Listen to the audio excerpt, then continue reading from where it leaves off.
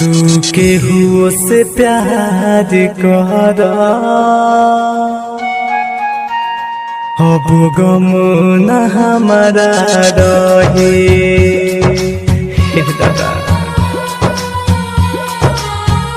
तू केहू से प्यार कर अब गम न हमारा रहे। जवन दर्द दिले तू बारो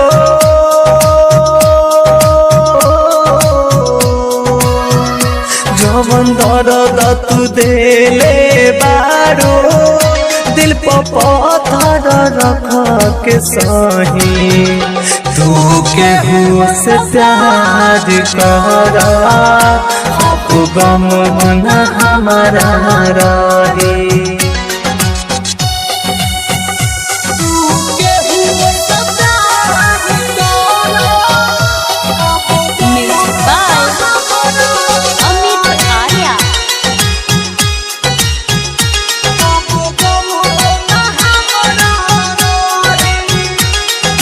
सोचता हो खबू रोवता हो खे लोराबा खूब बहाई।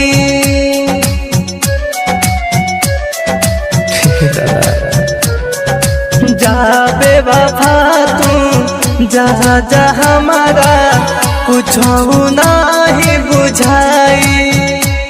लौट के अइबू तू जहिया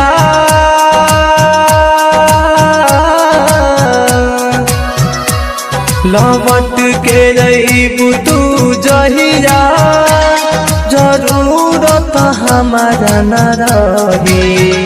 तू केहू से प्यार कर अब गम न हमारा रही।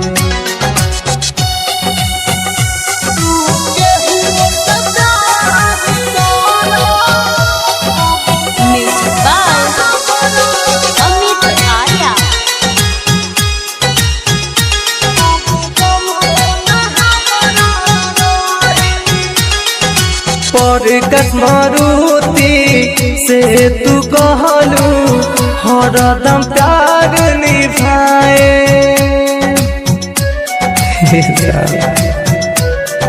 हाँ प्यार के लिखल सब कहानी अपने हाथ मिटाए। तार प्रेम के पीर बन के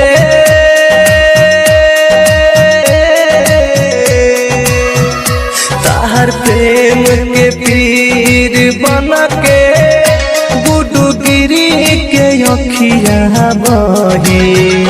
तू केहू के प्यार कर अब गम न हमारा रहे। बॉम्बे डिजिटल